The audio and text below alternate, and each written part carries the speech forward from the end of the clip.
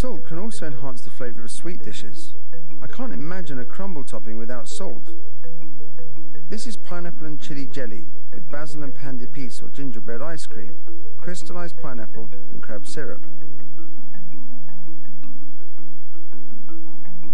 Again, lots of flavours, and I add fleur de sel salt crystals to enhance all of them.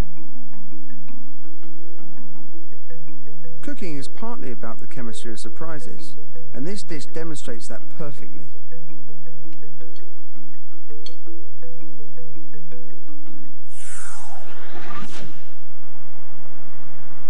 Because all of our senses come into play when we eat, just by manipulating even one of these senses, we can quite drastically alter what we perceive to be in our mouths. John Prince is an oral physiologist. He's been working with sound and how it influences our perception of taste, flavour and texture of what is in our mouths when we eat. Here he's offering me custard, but with the sound of apples being crunched. Just try eating in time with the chewing sounds you'll hear on the tape. So Okay. Here we go.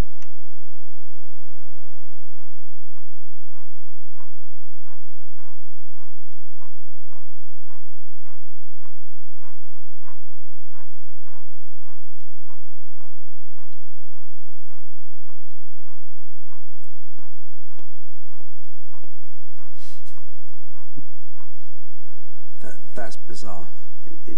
It's almost like trying to rub your stomach and pat your head at the same time. You know, your jaw wants to sort of close, but it doesn't. And then you realise you're snapping your teeth because you're trying to compensate for it.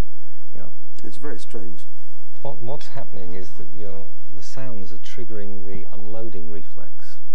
So normally when you're biting on something hard, if it cracks, you have to switch the muscles, your jaw closing muscles off very quickly, otherwise you'll smash your teeth.